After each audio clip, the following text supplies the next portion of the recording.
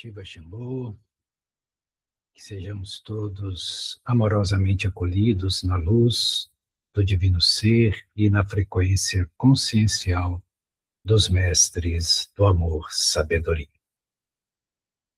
Iniciamos este novo ciclo, onde uma vez mais nós vamos mergulhar nos ensinamentos de Sananda Jesus. Já fizemos uma longa jornada e alguns dos senhores e das senhoras já participaram dessa jornada quando nós percorremos todo o Evangelho gnóstico ou apócrifo de Tomé. E ali nós pegamos, palavra por palavra, daquilo que está no registro desse Evangelho apócrifo, né? Embora nós não achemos apócrifo um termo apropriado, preferimos gnóstico, porque ele é realmente de natureza gnóstica, ele traz uma gnose. E agora nós vamos fazer uma viagem semelhante, buscando palavras, ditos de Sananda Jesus, contido nos evangelhos canônicos. E vamos realizar esse mesmo processo de buscar a gnose, essa gnose perdida. Por que perdida? Porque nós acreditamos que o verdadeiro sentido e propósito daquilo que Sananda Jesus manifestou não foi isto que recebemos como legado, e o sentido mais profundo, mais verdadeiro, ele se perdeu.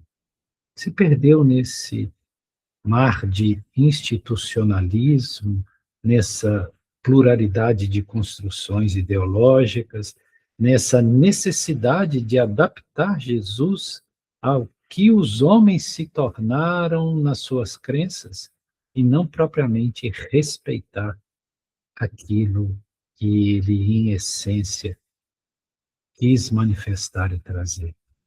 Logo, nós temos a convicção que Sananda Jesus foi profundamente traído naquilo que ele quis nos legar de mais profundo. E chamamos também essa jornada de o Yoga de Sananda, ou Sananda Yoga, porque vemos em Jesus um grande yogi. Ele foi um yogi.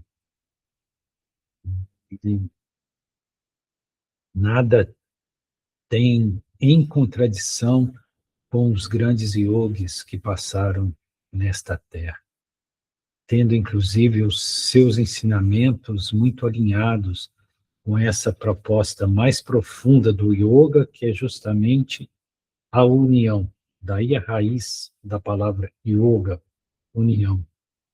Da união com o ser divino que se encontra em nós.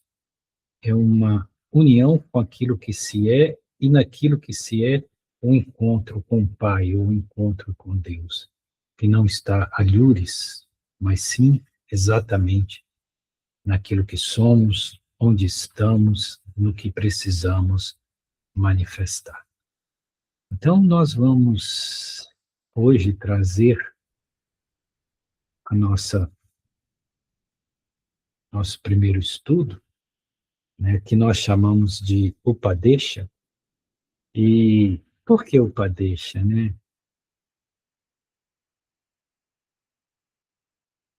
Por que Upadesha? Porque Upadesha é um termo muito precioso. Geralmente, os grandes mestres iluminados realizam Upadesha. Não que aqui tenha algum mestre iluminado, não é isso. Porque Upadesha significa aquilo que mostra diretamente o que é. Não é algo que quer explicar sobre algo, que quer filosofar sobre algo, que quer trazer entendimentos adicionais ou agregativos sobre algo. Upadesha é aquilo que traz a visão direta. Por isso que Upa significa próximo, né, e deixa, vem de ver, de mostrar, de capacitar a visão. Então, o Upadesha é aquilo que vai direto à visão daquilo que se é, né? Então, o Upadesha nós julgamos ser um termo muito adequado para essa nossa jornada. Esse nosso primeiro Upadesha, o nosso primeiro estudo, provavelmente vai gerar um vídeo bem longo. Aqueles que não puderem realizar essa imersão em um único momento, que possa fazê-lo fracionado, né? E tudo que aqui vai ser trazido, acreditamos nós, é de suma relevância. Por isso que nós não quisemos ser enxutos ou redutivos, nós preferimos o caminho expansionista que possa contemplar todas as visões. Então, nessa nossa primeira Upadesha, tem por tema Conduzido ao Deserto. Está lá no capítulo 4 de Mateus, versículos 1 e 2. Né? E o que diz lá?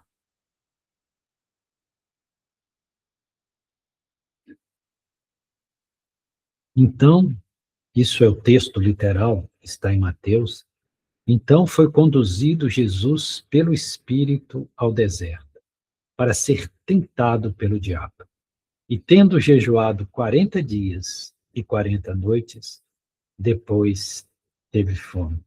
E é interessante que a tendência é fazer uma leitura, ou criar-se uma visão literal do que está escrito, e aqui nada é literal. Aliás, nada no Evangelho é literal. Então, sempre o erro que todos caem é da visão literal. Aí imaginam que tudo isso aqui trata-se de uma literalidade ou de um factualismo fiel ao que está sendo dito. E não há um factualismo em fidelidade ao texto. Isso aqui é uma metáfora, isso é uma simbologia. Isso, ao dizer algo, quer dizer ou fazer-se referente a outras possibilidades de compreensão. Então, lógico, é imprescindível que nós possamos interpretar, que nós possamos ir além do texto, além do contexto, além da semântica. Nós precisamos entrar nessa gnose, que é essa compreensão profunda.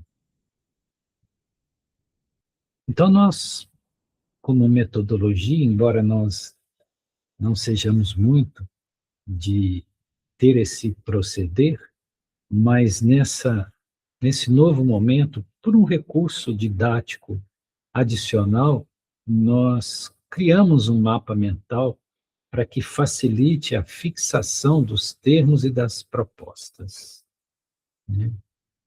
Então, nós vamos trazer esse mapa mental para que nós possamos.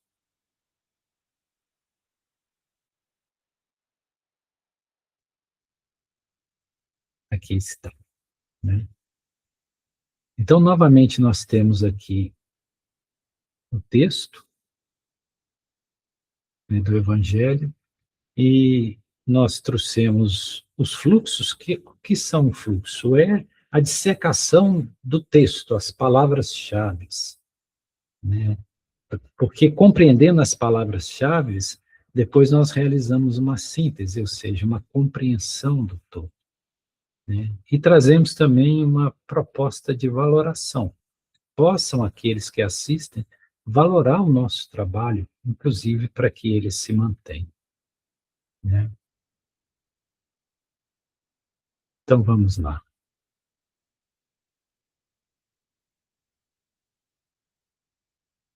O que temos, o que vamos explorar? Quais as palavras-chave, né, que temos ali no texto?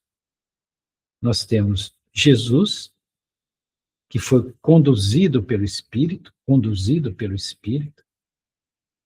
A própria questão do deserto, o que é o deserto, o que representa o deserto, a questão de ser tentado, o que é a tentação, o diabo, a questão do jejuar e, por fim, o fato de ter fome, que não é um fato literal. Então, o que representam essas palavras-chave dentro desse texto que aqui está? Né? Exatamente dentro disso. Né? Todas essas palavras são tiradas do texto. Então, vamos lá.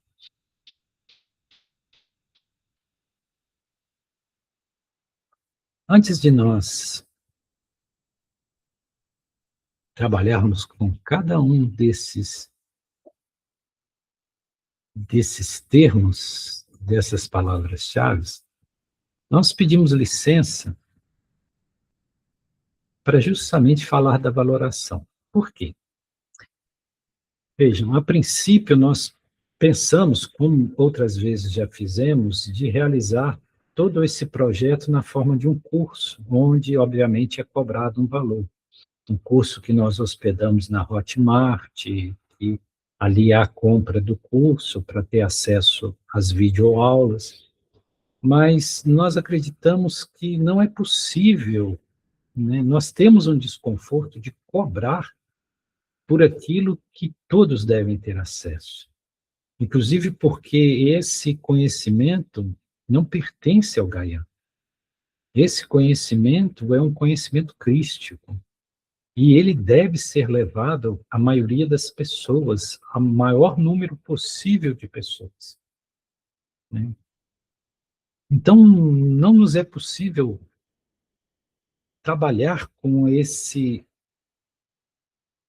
modelo de cobrança para acesso ao conteúdo. Então, nós estamos disponibilizando os vídeos para aqueles que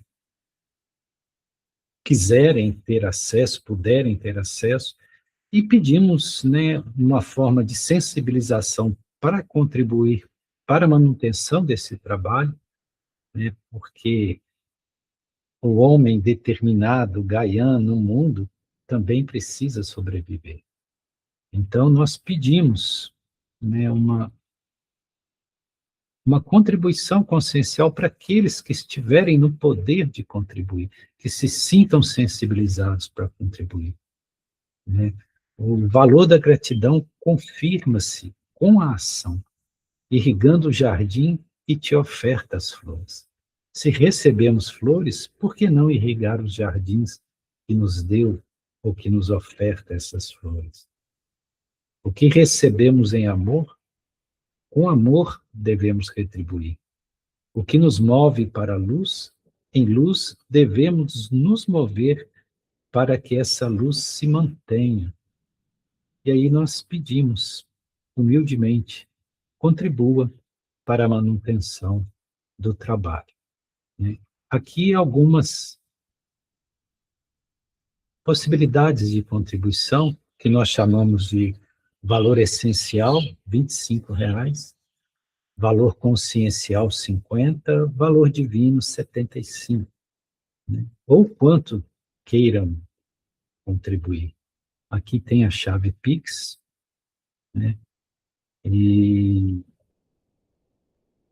é isso. Né? Muito ajudará aqueles que sensibilizados quiserem ou puderem contribuir. Gratidão, Shiva Shambhu. E agora, sim, nós vamos para o nosso estudo. É um estudo muito rico. Voltamos aqui aos fluxos.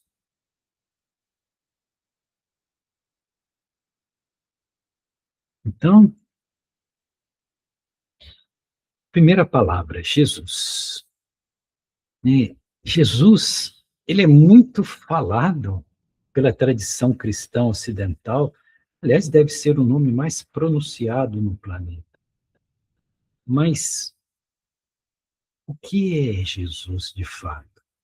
Porque nós associamos muito Jesus ao homem histórico, a personalidade. E, de fato, ele foi uma personalidade. Yeshua, né? Yeshua ben Yosef, ou seja, Yeshua, filho de José, né? Então, Yeshua ben Yosef foi o homem Jesus. Então, Jesus é a personalidade, aquele ser histórico, tem os registros nos evangelhos. Só que Cristo, porque às vezes se fala Jesus Cristo, quando no evangelho está Jesus ou Cristo. Esse termo Cristo veio a partir de Paulo, que não é um nome, é um título, que significa literalmente ungido, ou seja, aquele que foi ungido por Deus, aquele que tem em si o que desce do divino. E nisso é quase que sinônimo de avatar, que significa também descida. Então, Cristo é um estado consciencial. Então, do mesmo jeito que Jesus atingiu o estado consciencial crístico, nós também podemos e devemos buscar por esse estado consciencial crístico, porque Sananda Jesus, ele não quis, né, um rebanho de seguidores. O que ele pretendia é ter um planeta repletado de consciências crísticas. Ele buscava que todos nós nos tornássemos Cristos, como ele cristificado estava. Então, veja, e nesse sentido, ele não pretendia ser o salvador de ninguém. Ele queria mostrar apenas como se auto-salvar, um auto-salvacionismo a partir da percepção da verdade. Isso faz toda a diferença e nada tem a ver com os dogmas das igrejas tradicionais, que coloca Jesus como Salvador absoluto, nos isentando desse processo ou dessa responsabilidade de nos tornarmos também seres crísticos, né?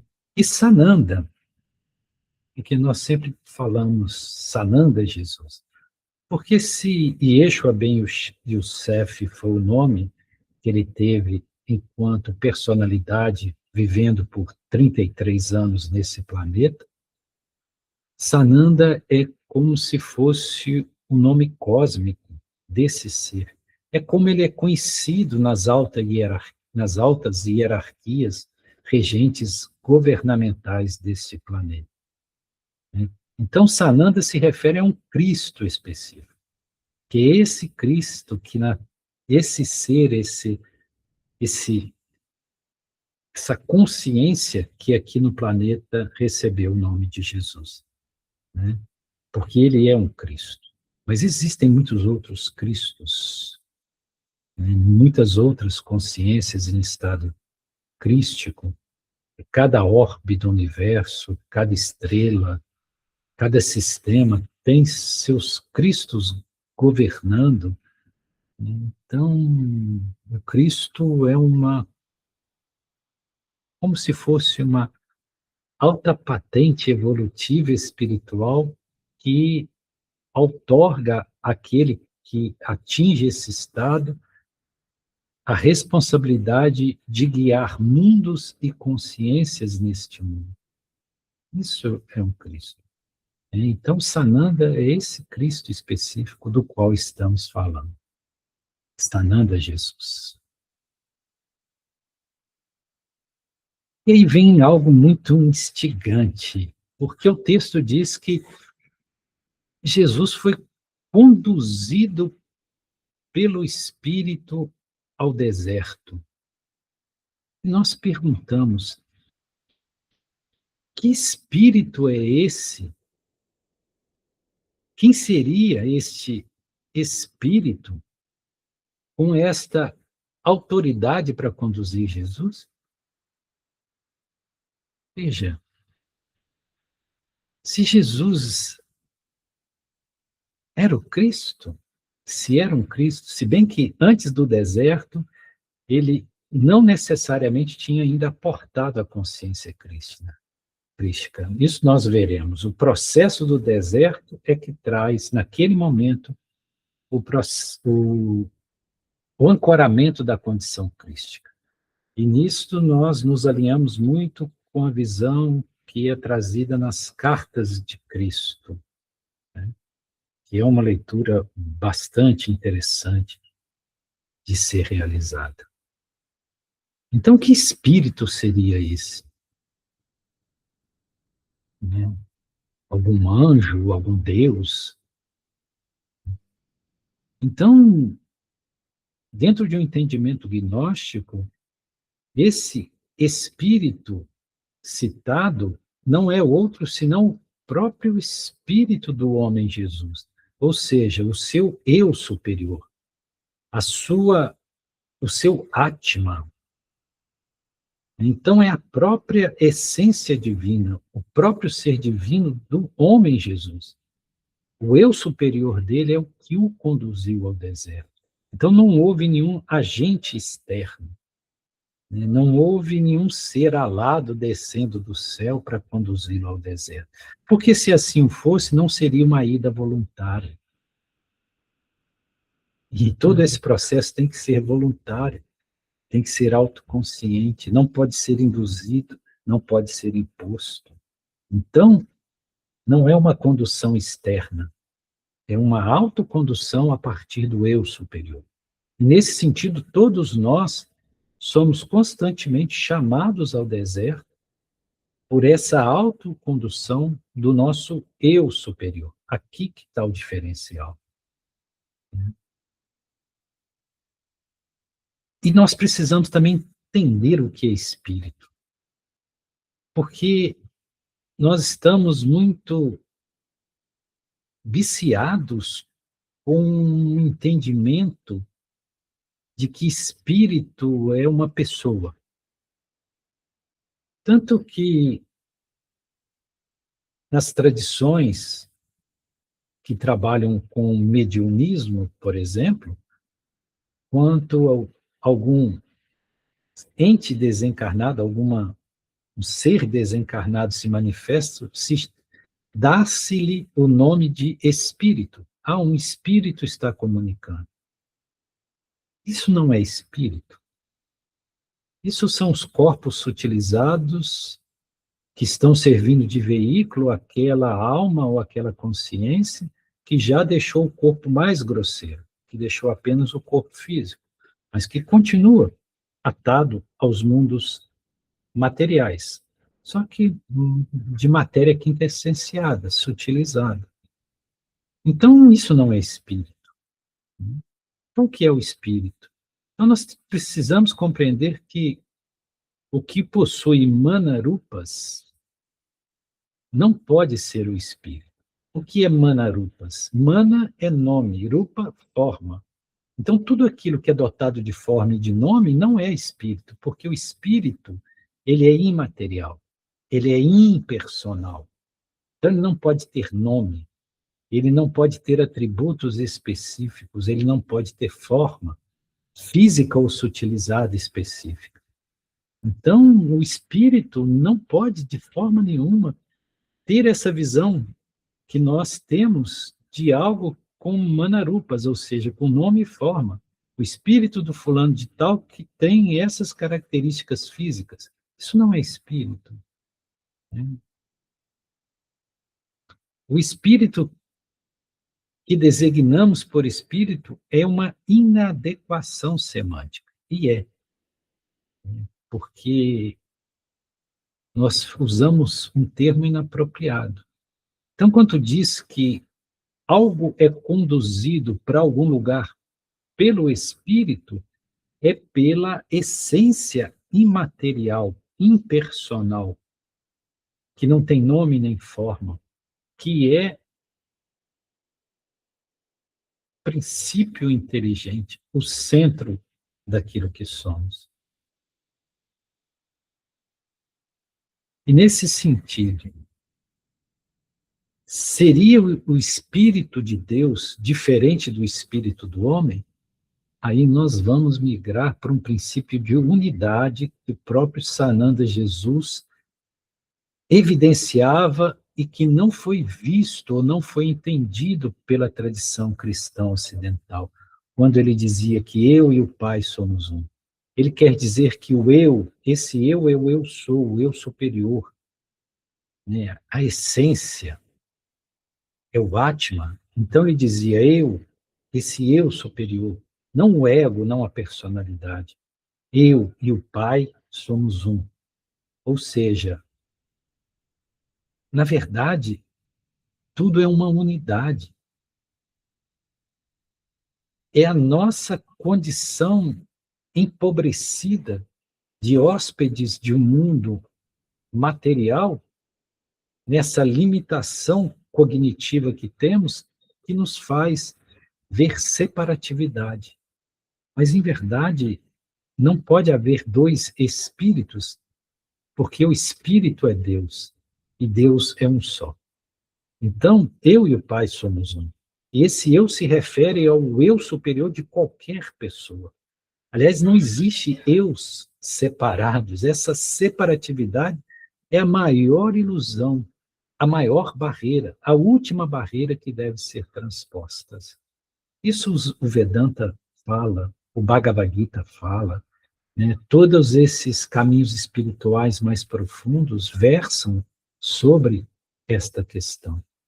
Então, a visão unitária, ou a visão da unidade, que é o monismo supremo, e todo o Advaita Vedanta é monista, e pelo nosso entendimento, Sananda Jesus era um grande Advaita, ou seja, aquele que vê a unidade em todas as coisas, que não trabalha com dicotomia, com separatividade. Então, não há divisão. O Espírito que em mim habita é o Espírito de Deus e é Deus. Não pode ser diferente. Porque se tiver duas potências inteligentes no universo, Deus não tem o princípio de unicidade. Se eu sou algo que Deus não é, Deus não é o todo. Deus é apenas uma parte.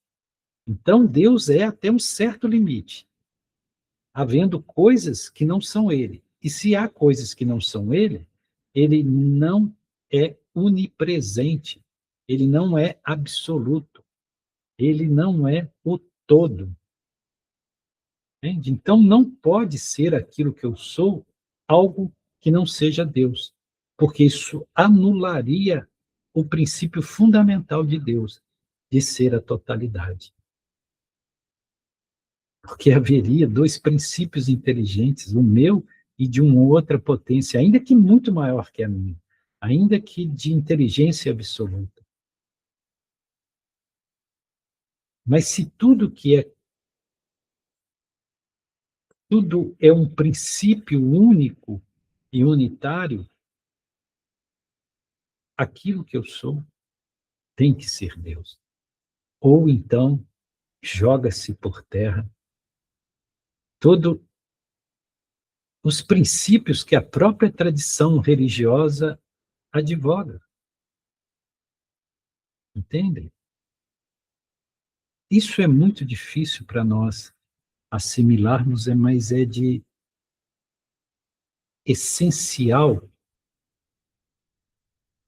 percepção que nós possamos mudar essa nossa perspectiva e trazer o significado novo, revigorado para esses termos que usamos e não temos muita consciência do que dizemos. Então, quando se fala que Jesus foi conduzido pelo Espírito, é o eu superior de Jesus. E o eu superior de Jesus é Deus. Então é Deus conduzindo. Como Deus nos conduz. Porque quem nos conduz é o nosso eu superior. E o nosso eu superior é Deus. Né? Ahans Brahmami. Eu e Brahman somos um, como diz os Vedas. Veja que só por esse princípio aqui nós já mudamos bastante a percepção. Né? Deserto. Interessante falar do deserto. Porque esse deserto não é um deserto físico, né? Isso é uma simbologia. O deserto aqui ele é visto como uma condição subjetiva e um fator intrínseco. É um estado de deserto. E o que é o estado de deserto? É quando eu me retiro de todas as coisas do mundo, de todos os envolvimentos com o mundo, e me recolho em mim mesmo, né? No vazio, na essência daquilo que eu sou. Então, o estado, esse deserto, é um deserto interior, é uma condição subjetiva, um fator intrínseco, presente, íncito no próprio ser. Então, ir ao deserto não é ir para um lugar fora de nós. Ir para o deserto é ir para um lugar dentro de nós. Então, o que é esse deserto? Ele se coloca como um ponto de transição, né? É um certo lugar de vazio, onde o eu mundano e as coisas mundanas foram abandonadas. Então, entra nesse lugar vazio, nesse espaço desertificado, que é um ponto de transição para aquilo que queremos atingir, que é o transcendente. Então, é um ponto de conexão entre o transcendente e o imanente, né? E é vazio porque ele é apenas um ponto, um lugar de transição. Então, ele é o conector. Um deserto é um conector que conecta o que está embaixo com aquilo que está em cima. Então, é muito interessante essa narrativa, muito perfeita, porque diz que Sananda Jesus vai ao Rio Jordão ser batizado por seu primo, João Batista. Esse momento do batismo é o momento da descida, do ancoramento da consciência crística. É o momento em que o homem, Jesus, recebe a condição crística. E aí ele vai para o deserto. Veja, ele não vai para Jerusalém, né, não vai para Roma, ele vai para o deserto, né? Ou seja, ele vai ficar a sós com ele mesmo. E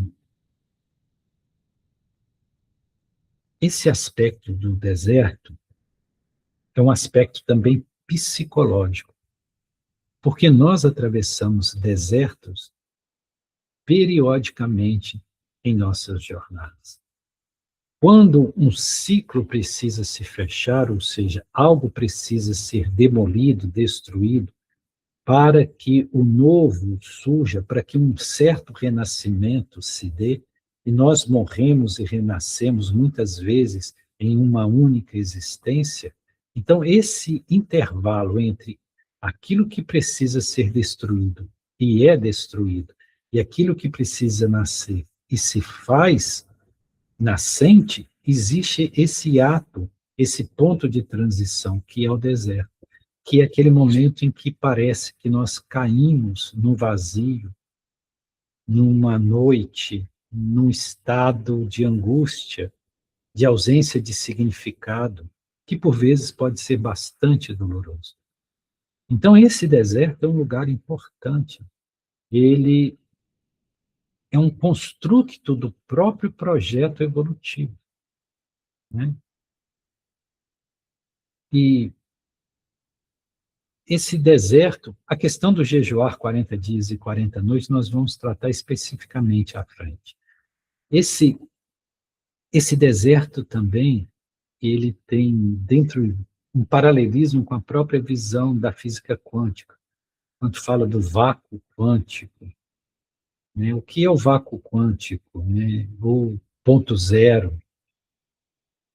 É a percepção de que, ainda que toda a matéria e toda a energia do universo se consumisse, deixasse de existir, existe algo como um pano de fundo, como, né, uma supra-realidade, onde todos os princípios ativos da energia e da matéria estão presentes. E acredita-se que daí que veio o Big Bang, ou seja, quanto isso, por alguma razão, se externaliza, começa um movimento de criação, né, de manifestação das possibilidades de existência. Então, o deserto é justamente esse lugar onde se subtrai toda a energia e toda a matéria, mas fica o fator quântico, fica aquele princípio constitutivo elementar, né, que poderíamos até chamar de matéria cósmica primitiva, se bem que matéria não é o termo certo, correto, né? Então, o deserto ele tem muito paralelismo com isso, que a própria física quântica nos traz.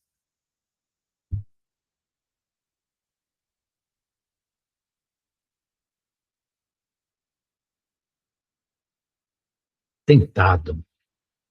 Quem tenta aqui? Porque é interessante falar que Jesus foi tentado. Como assim Jesus foi tentado? Né? E coloca-se o tentador na pessoa do diabo. E nós vamos ver que diabo não é o que nós construímos como ideologia dentro da tradição cristã ocidental. Esse diabo que foi construído pela cultura cristã ocidental não era aceito sequer pela essência do judaísmo ou das tradições mais antigas.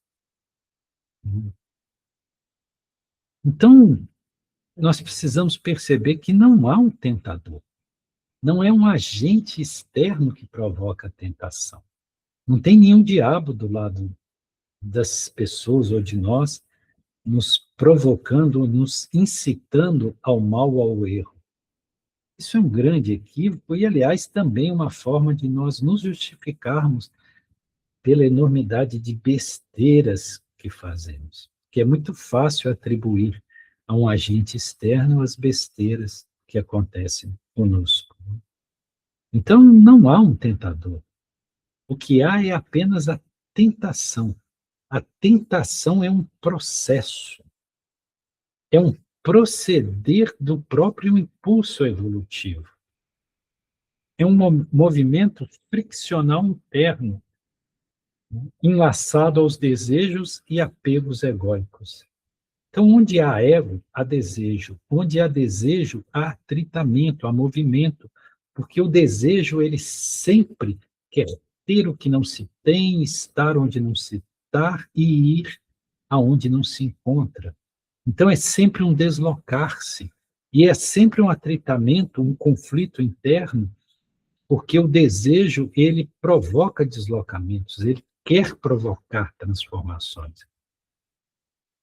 E como nós vivemos dentro de uma visão dual, dicotômica, de bem e mal, certo e errado, alto e baixo, dia e noite, masculino e feminino, então, essa tentação é justamente o entrechoque dessas frequências positivas e negativas.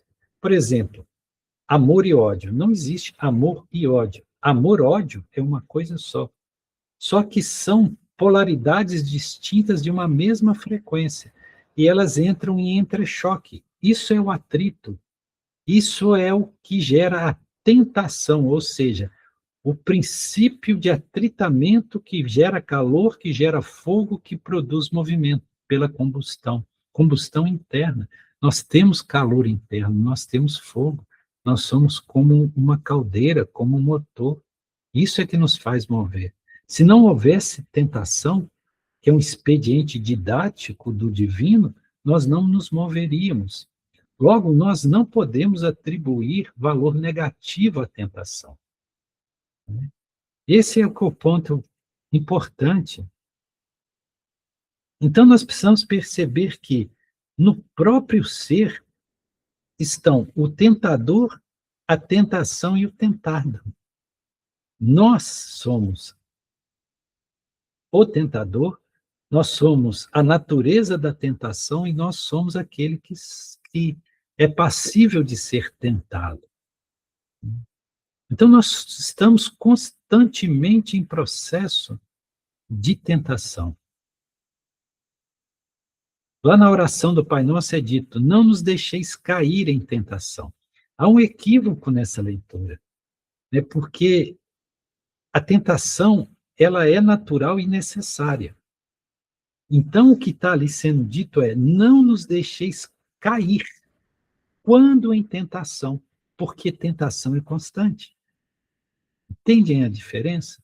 Não é não nos deixeis cair em tentação, é não nos deixeis cair, vírgula, quando em tentação, porque a tentação é constante, é inevitável e faz parte do nosso processo de evolução enquanto consciências postas neste mundo material. Veja que isso muda bastante a forma de olhar para a coisa. Né? Então, a tentação ela é uma didática do atritamento.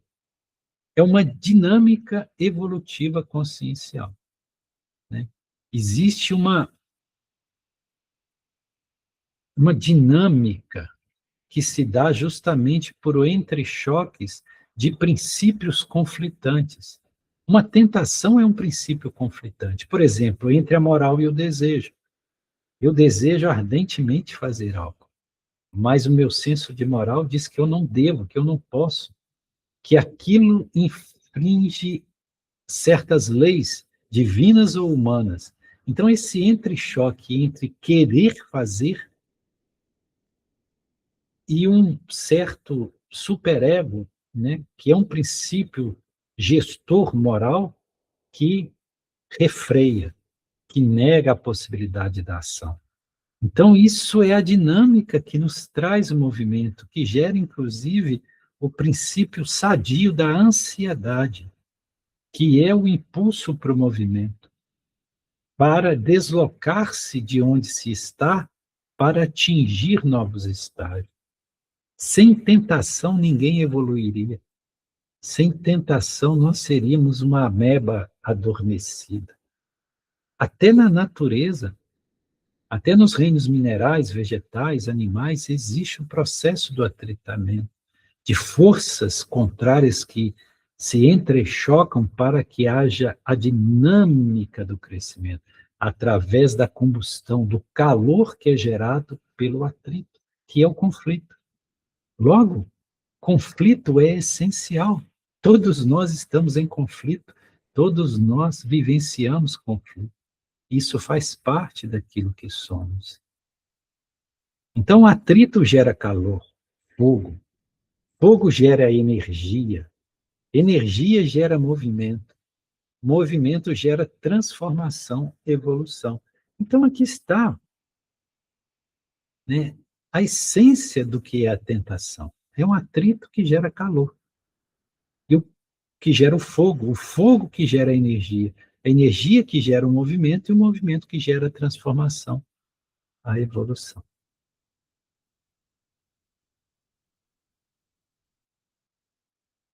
E o diabo? Será que existe esse serzinho, né, que todos chamam de diabo? Bom, existem, obviamente, consciências trevosas, mas essas consciências trevosas não são o diabo, que é o opositor de Deus, né? Porque se Deus tivesse criado ou permitido algo que se opusesse a ele, ele não seria perfeito. Ou seria uma personalidade muito doentia. Tendo o poder absoluto de criar todas as coisas, cria algo que vai trabalhar contra ele, ou vai tentar destruir a obra dele. Não faz sentido. Então, o diabo, quando nós pegamos a etimologia da palavra, nós vamos ver que é bem diferente esse termo. Diabo vem do grego, né? Diabailien. Balien significa lançar, atirar, jogar para fora. E dia é através de, né? Então, toda vez que nós tiramos de dentro de nós, toda vez que nós saímos de nós e nos espalhamos fora, isso é diabalos, ou diabalém, diabaleém, que é justamente esse processo de nós nos perdermos no exterior. Por isso que Sananda Jesus dizia que, naquela parábola do banquete, quando ele diz do homem que foi flagrado em não usando as roupas adequadas para o casamento, e se lhe atassem as mãos e os pés e julgassem nas trevas exteriores, que ali haveria choro e ranger de dentes. Então, trevas exteriores é justamente o movimento de sair de dentro para fora e se perder fora. Isso é que é o diabo, né? E tudo que é exterior já é o diabo, porque tudo que é exterior é uma perder-se fora daquilo que se é. Então veja a força desse termo. Então todas as vezes que nós perdemos a nossa essência, nos afastamos daquilo que somos, da nossa verdade, e nos perdemos no mundo, nas coisas exteriores, por identificação, apego, nós estamos em estado diabólico, ou somos diabalos, ou diabaleim. Diabaleim significa exatamente isso. Externalizar e se perder fora. É isso que significa, né? Então veja como as coisas mudam de configuração quando nós buscamos um entendimento aprofundado. Então, o diabo não é um ser específico, mas uma condição consciencial e comportamental, um certo impulso vibracional. Impulso vibracional. Que tipo de impulso? Um impulso de externalização, de afastar do nosso centro, de afastar da nossa luz e nos emaranharmos nas sombras exteriores e vivenciar essa vibração específica, densa da matéria. Então, todo aquele que vivencia apenas a vibração densa da matéria está em estado de diabaleim, ou diabalos, que é o diabo. Simples e direto. E como que nós não temos, né, leituras corretas de coisas que são bastante específicas? Claro, a culpa não é nossa. Nós fomos adestrados a pensar de uma forma totalmente equivocada, porque fomos doutrinados. E a doutrinação é um crime contra a expansão consciencial, né? E nós trouxemos também o termo Shaitan, que é Satanás, que é muito usado nas tradições evangélicas, e que Satanás também não representa esse ser, né, esse coisa ruim.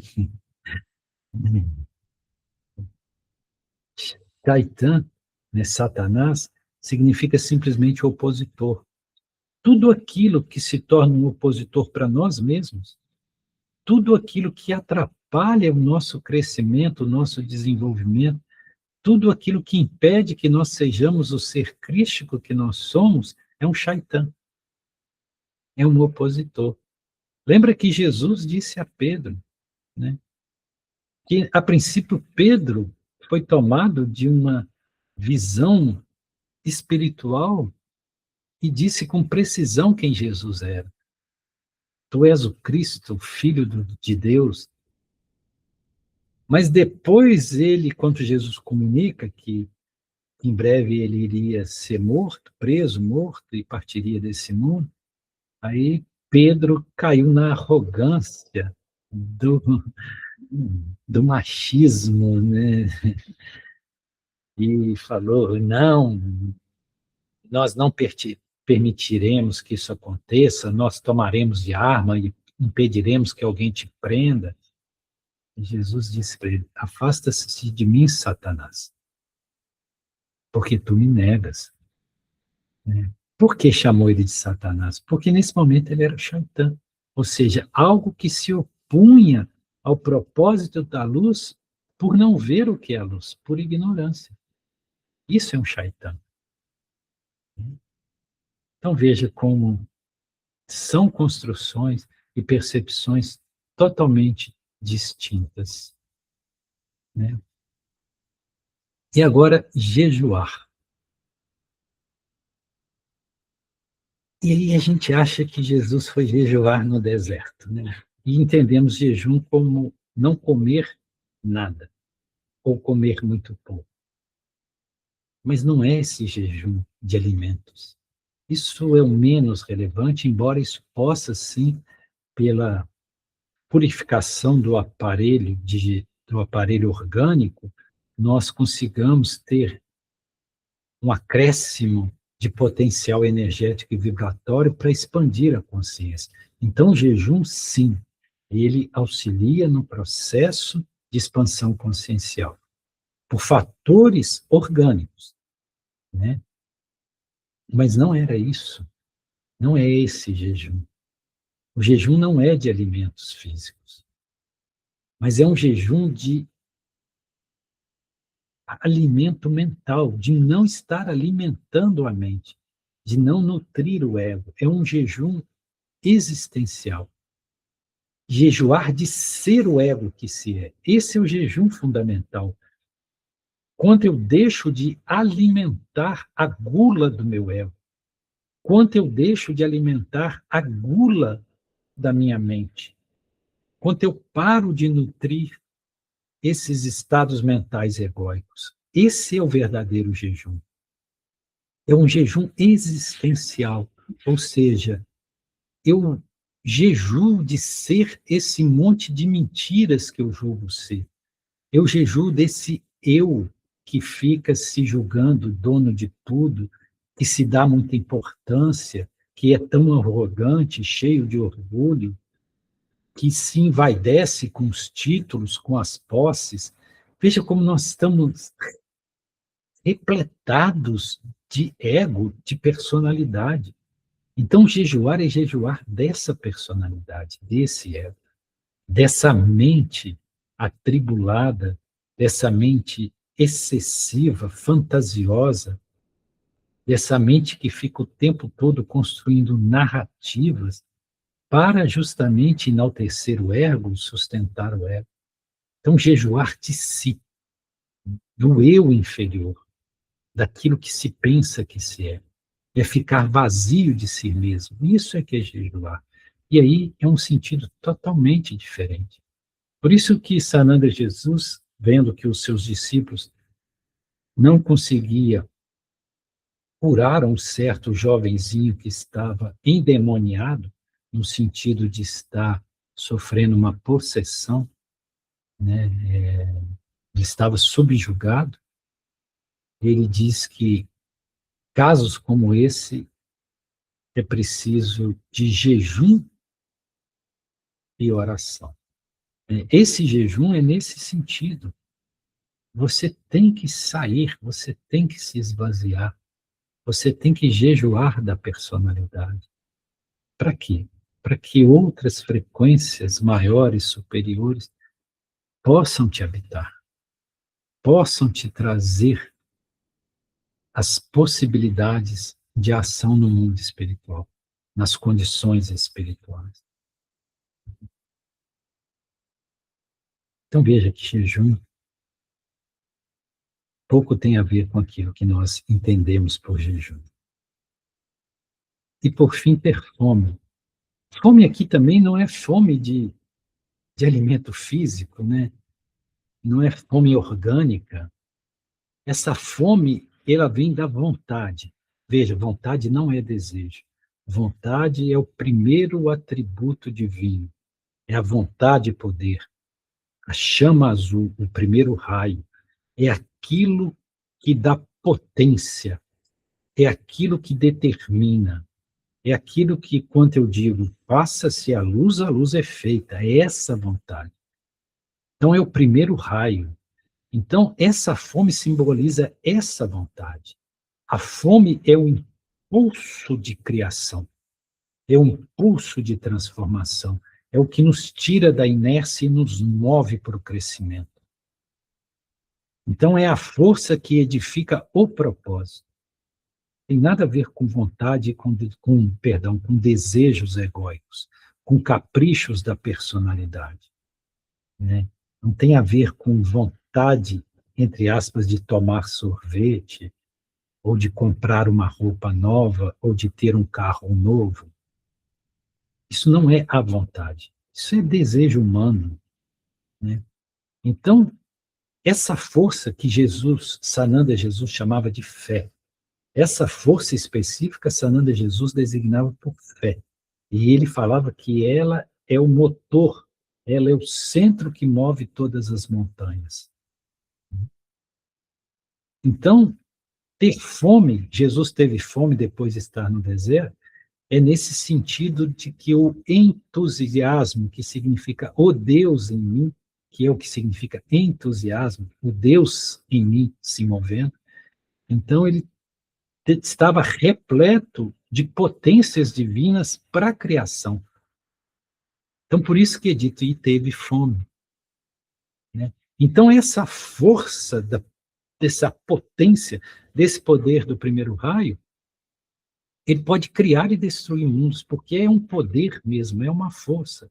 Por isso que é dito ali, simbolicamente, que o diabo pediu que ele transformasse pedras em pão, se é que ele estava com fome, que levou ele para o alto do pináculo e pediu que ele pulasse, que os anjos de Deus o amparariam, né? Mostrou para ele todos os reinos da terra e disse que se ele adorasse esse tal de diabo, esse diabo daria a ele todos os reinos da terra, como se fosse possuidor deles. Então, isso tudo é uma simbologia para mostrar como que temos que ter cuidado com a força, com esse princípio da vontade e poder, porque temos poder quando nós não jejuamos, quando nós não controlamos o ego, quando nós não controlamos a mente. E aí essa força pode ser usada para destruição, para nossa alta destruição, sucumbindo às tentações, né? Que são conduzidas por quem? Pelo diabalos, né? Pelo diabaliem, que é essa força que nos tira da nossa própria luz, do nosso próprio centro, e nos faz perder o mundo material. Então veja como isso traz uma leitura totalmente diferente. E para terminar, nós vamos fazer uma leitura da síntese. Do que nós estudamos, do que nós entendemos, do que nós construímos como propósito cognitivo dentro dessa gnose crística, dentro desse Sananda Yoga, dessa percepção, que é uma percepção que ressignifica, que revisita as palavras de Jesus para trazer a novos patamares. Então, a tentação é um mecanismo evolutivo, natural e que não possui valor negativo, né? A tentação é um mecanismo evolutivo, natural e que não possui valor negativo. Então, veja que é uma forma muito diferente de ver a questão da tentação. É o fogo interno das paixões e desejos que pode te levar ao céu, como te lançar aos infernos. é o que nós falávamos do atritamento que gera o fogo. As paixões são fogos internos, né? Então, isso tanto pode nos levar a um estado de beatitude, quanto direcionado para o alto, como pode nos levar aos infernos mais terríveis, quanto se perde fora, na horizontalidade, quanto se espalha, né, fora, quanto é o diabolos. Entre a existência e a essência, o ego e o ser, há o espaço do deserto como elemento de transição. Então, o deserto, ele é um elemento de transição entre o que está embaixo e o que está em cima, entre o ego e o ser, o eu sou, a nossa consciência crística. Então, o deserto não é um deserto geográfico, é um estado consciencial intrínseco, é um certo lugar que visitamos em nós mesmos. Entre Jesus e o Cristo, o deserto como mediador conectivo. Falamos sobre isso, né? Para que Jesus, homem, possa ancorar a consciência crística, ele precisa estar e atravessar o deserto, que é esse lugar de conexão, esse ponto conectivo, a partir de um esvaziamento e de uma morte para o Jesus personalidade e a permissão de nascimento ou de descida do Cristo cósmico. É o ponto conectivo, é o mediador. O eu superior deve conduzir o ego na travessia do deserto. Isso aqui é fundamental, porque se o ego que conduz, veja aqui na frente, o ego em si é um deserto. Se ele conduz à desertificação e morte do ser. E aqui, quando se diz que o ego em si é um deserto, o deserto em outro sentido, no sentido mesmo dele não ter nada de verdadeiro. Então, se ele conduz, há uma desertificação e morte do próprio ser. Então, o ego não deve conduzir ninguém no deserto, né? Aliás, o ego não tem que entrar no deserto. Aliás, só se entra no deserto quando se deixa o ego na porta, né? Então, é o eu superior que deve conduzir o ego na travessia do deserto. Ou seja, a sua personalidade deve estar submetida ao eu superior e permitir que o eu superior, a partir daquele momento, assuma a condução. E aí, nós chegaremos onde precisamos chegar. O diabo sou eu. Está em mim enquanto finge ser um agente externo. Essa é a sagacidade do ego. Então, ele atribui valores e realidades a seres externos, a circunstâncias externas, e diz que é aí que está o seu problema, para que você não perceba que o problema é você, que o diabo sou eu, que o diabo está em mim, que é eu que estou promovendo essa condição, né? E como eu tenho essa construção de percepção que o diabo é um elemento externo, um agente externo, eu não vejo, eu não tenho a percepção de que, na verdade, essa luta ou essa batalha contra o inimigo é o meu inimigo, que sou eu mesmo, que está dentro de mim. É uma batalha interna.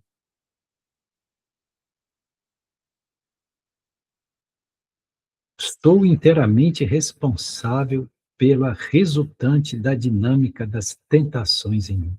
Então, ninguém é vítima de coisa alguma. Nós somos responsáveis por aquilo que somos, por aquilo que vivenciamos, pela natureza da existência que estamos tendo. Isso tudo foi construto nosso em jornadas passadas, em imantações frequenciais, em tudo que nós construímos, que traz essa resultante que aqui manifestamos.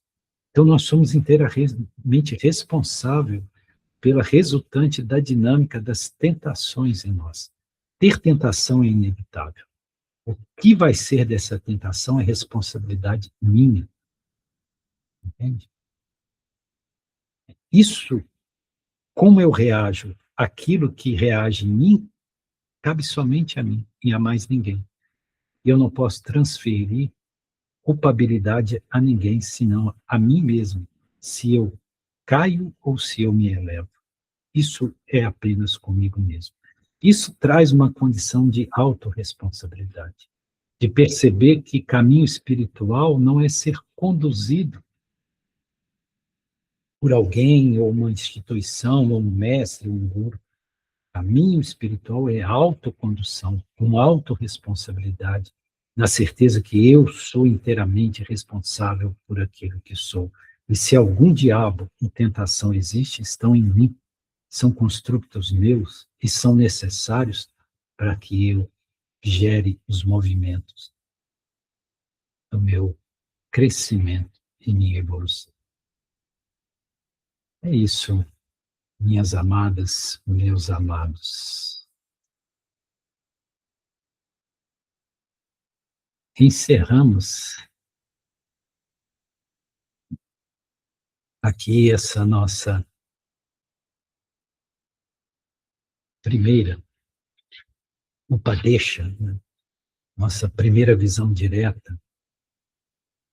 Então, agradecemos aqueles que estiveram até o fim no vídeo, lembrando que é sempre muito bem-vinda a contribuição generosa, amorosa, que se possa fazer para nos ajudar a nos sustentar nesta dedicação que temos a esse trabalho. E nos vemos na próxima Upadesha. Gratidão, Shiva Shambhu.